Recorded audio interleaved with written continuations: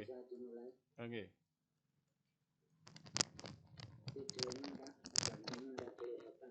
Oh, ya.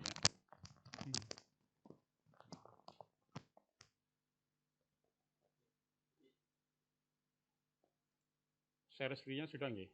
Share screen-nya. Halo, nyun sewu, share screen-nya belum? Monggo silahkan bisa di-share materinya Bapak. Share screen-nya yang atas nama saya Pak Budi Utomo. Halo? Pak Budi, monggo. Oh, iya, maturun. Ya, sudah. Iya. Baik, Assalamualaikum warahmatullahi wabarakatuh. Waalaikumsalam warahmatullahi wabarakatuh. Sebelumnya, perkenalkan saya Pak Budi Utomo dan saya bersama tim ini ada Mas Hairul Rosikin sebagai ahli elektroniknya dan ada Mas Sahrul Ramadan, Mas Dani sebagai ahli web, ahli pemrograman webnya. Di sini kami ingin menyampaikan alat deteksi dini banjir dan rob integrasi web dengan Internet of Things. Dan tidak lupa kami sampaikan terima kasih kepada DPM PPA Kota Pekalongan yang memberikan kesempatan kami untuk bisa mewakili Kota Pekalongan untuk menyampaikan satu karya teknologi tepat guna yang kami ajukan di tingkat provinsi ini. Alat ini karena eranya sudah era industri 4.0, maka di sini kami yang berlatar belakang di tim LPK Pembangunan, latar belakangnya kami adalah lembaga komputer, lembaga kursus komputer, lembaga pelatihan, dan kami memang biasa memberikan pelatihan-pelatihan di beberapa SMK dan secara umum juga untuk pelatihan IoT, Internet of Things. Dan kali ini kami ingin memberikan satu sumbangsih kepada khususnya Kota Pekalongan yang memang sampai saat ini masih menjadi fokus utama untuk bagaimana mengatasi banjir rob. Namun aplikasi atau penerapan produk ini juga tidak hanya untuk banjir rob, bisa juga untuk banjir atas luapan air, banjir hujan, dan yang lainnya. Nah, ini sebagai abstrak bahwa terinspirasi dari gulatan kami di tengah kota kami yang dekat pesisir mengalami musibah rob yang sampai sekarang belum bisa teratasi secara optimal, maka di sini kami mencoba memberikan satu produk atau alat yang mudah-mudahan bisa membantu mengatasi sebagian dari apa yang sudah kami alami sebagai musibah. Awalnya kami memang melakukan beberapa penelitian, kemudian memberikan satu solusi, walaupun beberapa di antara produk-produk luaran sana ada aplikasi yang mirip, ya, namun kami kembangkan yang mana sensornya berbeda. Kemudian kami kembangkan lagi, di sini ada alat yang bisa diterapkan di titik-titik yang rawan banjir atau misalkan di pintu air, di pantai atau di sungai. Nah, kemudian alarmnya itu tidak harus menyatu, tidak harus bersama alat tersebut. Alarmnya bisa ditempatkan, kalau misalkan ini ditempatkan di suatu wilayah kota, itu bisa ditempatkan di dekat lokasi RW yang kena dampak, ya, atau yang rawan. Bisa juga di tempat RT, bisa juga ini ditempatkan misalkan kalau bukan wilayah kota, ya mungkin untuk pabrik, ya, yang luas, untuk perkantoran yang luas, atau sekolah, atau bahkan rumah. Jadi produk ini atau alat ini bisa fleksibel karena menggunakan microcontroller, dan kami di sini memang bentuknya tahapnya ini baru prototipe, namun kami sudah terapkan, ajarkan juga di beberapa sekolah SMK yang juga sama-sama membuat yang serupa seperti ini dan bisa diterapkan di lingkungan mereka. Dan kebetulan memang saat hendak diterapkan, kami kan sejak tahun 2000 ini sudah kami kembangkan lebih jauh. Saat hendak diterapkan memang kebetulan kita mengalami satu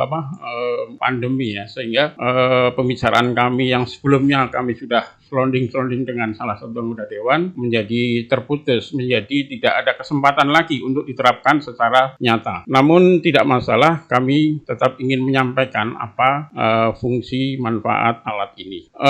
Dilatar belakangi dari tadi, ya, bencana banjir atau rob yang terjadi di kota kami. Kemudian walaupun masyarakat itu mengetahui informasi dari BMKG atau Google atau dari HP atau dari manapun, namun tentu tidak semua warga bisa memperhatikan informasi tersebut. tersebut ya. Sehingga yang menjadi masalah itu antisipasi warga untuk evakuasi itu kadang bersifat dadakan ya, sehingga banyak korban alat-alat rumah tangga, perangkat yang lain, sepeda motor atau apa itu menjadi korban. Nah, kemudian dengan alat ini karena deteksi alat kami berada di titik-titik rawan, kemudian juga informasi ini bisa tampil di web, maka masyarakat bisa mengetahui ketika ada bunyi alarm di tempat terdekatnya. Ia bisa buka web dari HP atau dari PC. Kalau bagi pemangku kebijakan di pemerintahan bisa buka dari manapun, kemudian bisa diambil satu kebijakan bagaimana mengatasi hal tersebut kalau terjadi satu efek banjir yang dadakan. Nah, inilah tujuannya, ini dijadikan, berarti alat ini kami ingin jadikan sebagai satu solusi informasi yang cepat sehingga warga bisa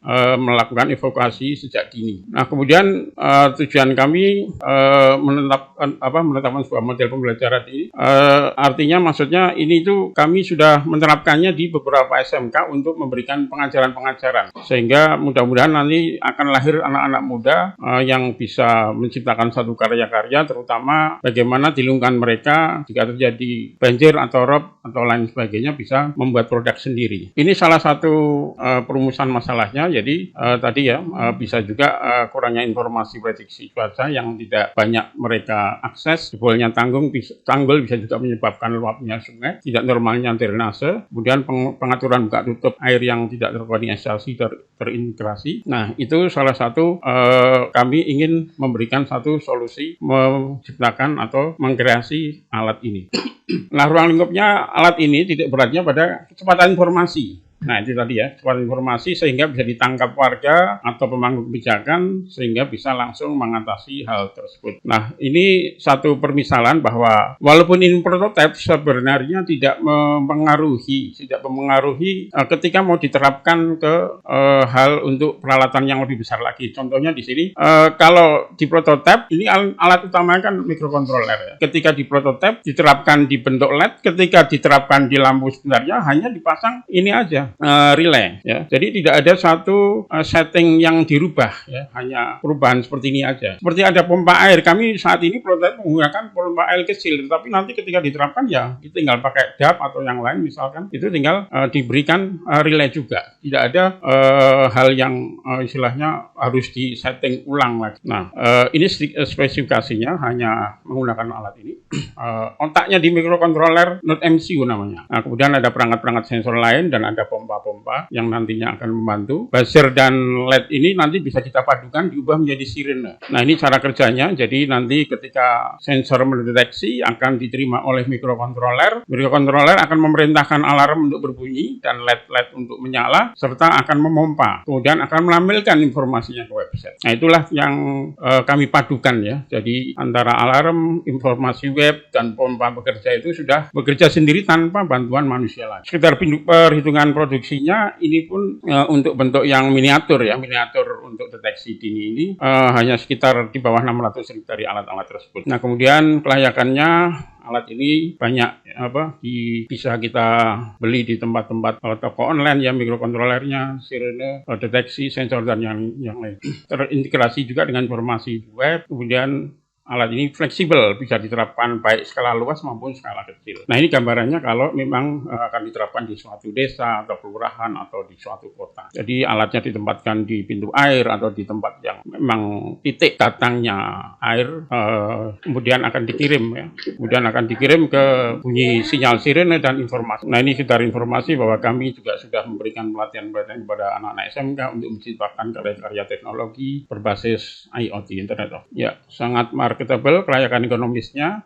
Kemudian yang utama, jika nanti kita mendapatkan suatu dukungan dari pemerintah daerah, tentu alat ini bisa kita patenkan sehingga nanti bisa diciptakan oleh putra-putra daerah, kemudian tentu akan mampu meningkatkan pendapatan asli daerah. Baik, sekedar kesimpulan, kemudian kami akan demokan alatnya. Alat ini menjadi peringatan dini kepada warga masyarakat, juga menjadi notifikasi dini kepada pemangku kebijakan daerah. Genangan air banjir akan mudah diatasi dan informasi real time ketinggian air bisa ditanggulangi. Nah, kemudian kami mohon bantuan untuk share di akun yang namanya Demo TTG Kota Pekalongan untuk bisa demokan. Demo TTG Kota Pekalongan. Ya. Baik, coba disorotkan. Mohon maaf tadi gangguan teknis. Ini perangkat prototipe kami. Silakan bisa di zoom. Misalkan air datang, kemudian di situ nanti akan ada alarm yang berbunyi. Kemudian pompa 1 akan bekerja dan di sini informasi webnya akan tampil siaga. Nah, kemudian pompa air pun akan diinformasikan oleh web ya, ini statusnya aktif. Nah, kemudian kalau air makin menggenang, makin tambah lagi, nanti akan status di sini ketinggian air akan berubah. Yang kedua, nah kemudian ini status pompa kedua pun akan bekerja sebagai aktif. Itu kalau air nanti semakin bertambah. Dan ini monitoring, ini sudah awas nih airnya bertambah. Dan monitoring ini bisa ditempatkan di beberapa istilahnya terminal-terminal nanti. Dalam arti misalkan ini hanya satu titik deteksi ya di pintu air. Nah kemudian kalau ada beberapa titik deteksi ya silakan bisa dibangun lagi deteksi-deteksi lain. Kemudian akan banyak beberapa tampilan monitor ini untuk wilayah-wilayah tertentu sebagaimana yang diterapkan untuk deteksi banjir yang pada umumnya. Nah ini integrasi alat yang bekerja sendiri tanpa istilahnya manusia ikut cawe-cawe, kemudian alarm yang berbunyi, web menampilkan, inilah yang mudah-mudahan bisa diantisipasi secara dini oleh warga maupun oleh pemangku kebijakan, sehingga kita bisa melakukan evakuasi dini. Demikian, mudah-mudahan paparan ini bisa bermanfaat. Terima kasih. Wassalamualaikum warahmatullahi wabarakatuh.